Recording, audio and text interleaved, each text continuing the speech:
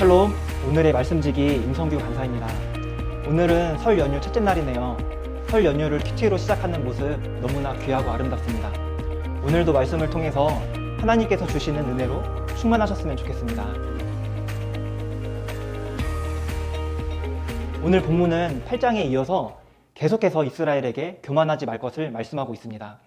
모세는 이스라엘이 전에 두려워했던 크고 많은 아낙 자손을 하나님께서 쫓아내실 것인데, 그때 심중에 이르기를 하나님께서 내 공의로 인해 역사하셨다고 생각하지 말 것을 경고합니다.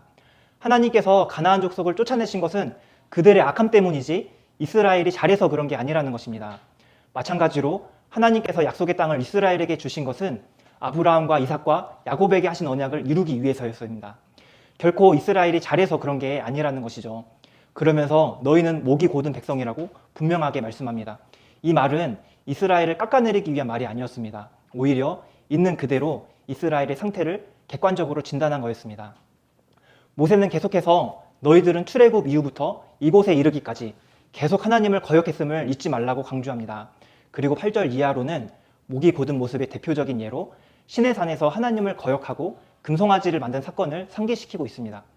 이처럼 모세는 이스라엘이 교만에 빠져서 내가 잘해서 약속의 땅을 차지한다고 착각하지 말 것을 주의시키고 있습니다.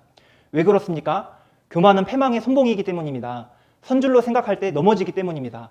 그렇게 되면 이스라엘 1세대의 멸망을 되풀이하게 될 것이기 때문입니다. 오늘 이 말씀이 우리에게 주는 교훈은 무엇일까요? 현재를 살아가는 우리 역시 이스라엘처럼 교만해지기 쉽습니다. 영적으로 착각하기 쉽고 내가 잘났다고 생각하기 쉽습니다. 오늘 말씀은 우리의 이런 자기애적인 환상을 깨트리는 데 유익합니다. 내가 얼마나 죄인이고 얼마나 목이 곧은 백성인지를 깨닫게 해줍니다. 그로 인해 다시 겸손하게 하나님을 의존하고 하나님께 모든 영광을 올리도록 우리의 눈을 밝혀줍니다. 그렇다면 어떻게 해야 교만해지지 않을 수 있을까요? 어떻게 해야 영적인 착각에서 빠져나올 수 있을까요? 첫째로 내가 얼마나 큰 죄인인지를 기억해야 합니다. 사도 바울이 내가 죄인 중에 괴수라고 고백했듯이 우리도 그렇습니다. 자기 의를 자랑할 수 있는 사람은 아무도 없습니다. 우리가 하나님의 자녀가 된 것은 우리의 공의로움이나 정직함 때문이 아닙니다. 죄인임에도 불구하고 자기 아들을 죽기까지 내어주신 하나님의 사랑과 은혜 때문입니다. 우리는 이것을 기억해야 합니다. 둘째로 하나님께서 하시는 말씀을 들어야 합니다.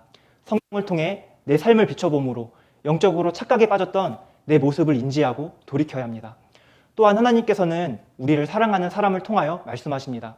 때로는 아프지만 사람들의 직언을 들어야 합니다. 우리는 스스로를 객관적으로 보기가 굉장히 어렵습니다. 동역자들의 도움이 필요합니다.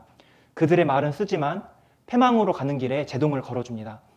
우리는 이처럼 성경 말씀과 동역자의 직언으로 자기애적인 환상에서 벗어날 수 있습니다.